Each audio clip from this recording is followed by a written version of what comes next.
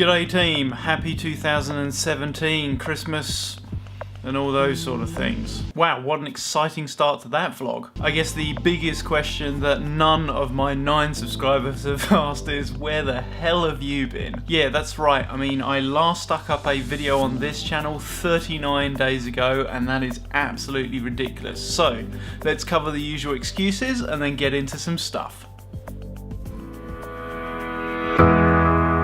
So first of all, let's cover all the reasons as to why there haven't been any videos on this channel. And to be honest, it all kind of boils down to one thing, and that is just busyness. At the end of 2016, I had a larger than expected amount of projects that I kind of needed to finish up before we hit the Christmas break. I also was putting extra pressure on myself through Vlogmas on my personal and a little bit on this channel, my business channel as well. To add to all of that, 6 months ago I said, 2 years ago, I quit a relatively well-paid job, mainly out of frustration, to basically set up my own business. I've probably only got another 6 months from a financial perspective to make this work. That I wanted to leave until the end of the year to make a decision as to what this business is doing, where it's going, and whether it basically makes it or breaks it. And with all of that combined, it basically equals 0 videos. So let's get to the main point of this video. I mean, the main point of this channel was I had 6 months to make it or break it with my business. And I guess what you're all dying to know is, what am I doing with that business? And the truth is, this decision was not as easy as black and white. Financially, the business is doing okay. It's not really making much money, but it's doing better than making a loss. So I couldn't just base my decision on a financial decision, and I came to that sort of conclusion a while ago. According to the gas chromatograph, the secret ingredient is love. Who's been screwing with... So when it comes down to this grey answer of do you continue or not, a lot of it's down to feelings. Can I borrow a feeling? Can I borrow a feeling? Ah, that's your picture on the front.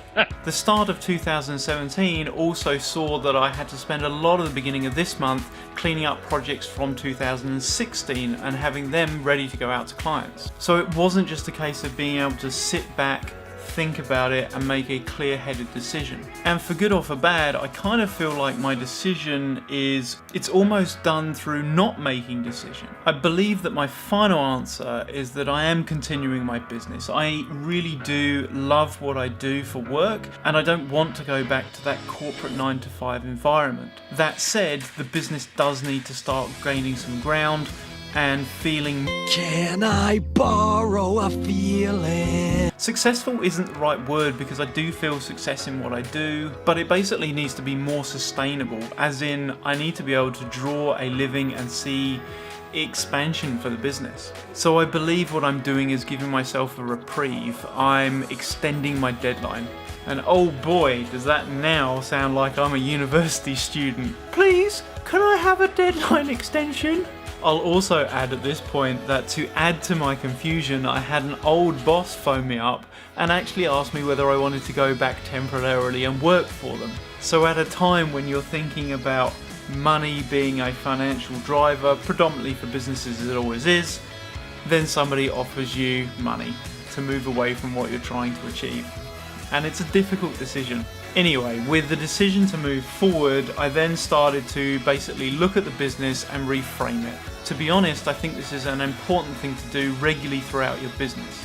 Your business model will change, and therefore you need to adapt to move forward. You're Marines now, you improvise, you adapt, you overcome. 4 minutes, fall out. And with the business being, 3 years old now? It was probably the right time to do that. And to be honest, I knew this was coming, I knew I needed to do it, but it kind of hit pretty hard. It all started with, quite simply, trying to reframe a diagram on my website that explains my packages. The diagram is pretty much package 1, package 2, package 3, package 4, and the services that it includes. And it's strange, but by breaking this diagram down, it ended up with a complete analysis of the business. And man, was that not a fun place to be at. So yeah, we kind of looked at the entire business model and went back to how I built costings and the services that we offered, and the products themselves, were they even the right product? And when you start noticing potential problems, it's very frustrating. I like having a plan, and I really didn't have a plan. What's it say? Well, it says, I love it when a plan comes together. But after quite a lot of effort and thinking and drawing on windows and paper and all sorts of places, it kind of started to make sense. And with that came a reinvigoration as to where I want to take the business. So at the moment, what I'm working on is basically restructuring packages, updating the website, and updating documentation. And all of this sounds very simple and easy, but it's effectively defining the core of your business, and that's very hard to do. As a simple example, I have a paragraph on my website, a description that also leads into Google and all sorts of places, and it reads that we deliver creative media solutions. And to be honest, 3 years ago, that made sense to me, but now it doesn't. I believe that whilst we're creative in what we deliver, that's not what clients are after. It's not a statement that is reflective of the business. And again, these are simple pieces of words that sit on your website, sit in your marketing material, but it really summarizes your business to the core and can make or break you from a client understanding what you do for your business. So when I'm going through all of this sort of stuff, it's difficult with the workload and the realignment or reframing of the business to sit down and try and have a explanatory conversation as to what's going on, because I didn't really have a clue either. But I feel like in the last few days I do have a clue, and we're starting to get more of a better understanding as to where we're going with the business going forward, which quite frankly is great. On top of all this stuff, I also put my marketing support on hold. And you don't have to be a business genius to work out that when your marketing goes on hold, most of your business goes on hold, your interactions with clients go on hold. But I wanted to do that, one, from a cost perspective, and two, to try and make sure that same as we're reframing the business, that we're reframing what we're doing with our marketing and how we present ourselves to other people. I now also feel like I've got more of a solid plan as to what I'm doing with my marketing. So whilst the business is kind of churning, we're doing stuff, we're trying to realign, I'm also thinking that I need to do vlogs. And these were really supposed to be quick, easy, and very raw. But over time, they got more complicated. We put more production value into them, and the edits took longer. And don't get me wrong, it's good to be doing something that people enjoy, people watch, but at the same time, I feel like because there was sort of this weight of wanting to get something professional out, and I'm a bit of a perfectionist and control freak, it became a bit too much. And as I said, on top of that, I then decided to do Vlogmas, which again pushed a lot of hours into editing those videos. So anyway, that's the kind of bubble that I've been dealing with, but it feels like we've got quite a good direction going out of it. I guess the question that, if you're watching this video, you might have is, well, what's going to happen to these vlogs then? So for my personal vlogs, I'll tackle that separately and in a different video, but I haven't shot that yet, so I'm not sure when it's going to come out. Kind of need to consolidate my thoughts into one place. For these business vlogs, and vlogging in general, I have actually weirdly and somewhat surprisingly for myself, for someone who hates getting in front of the camera, really miss them.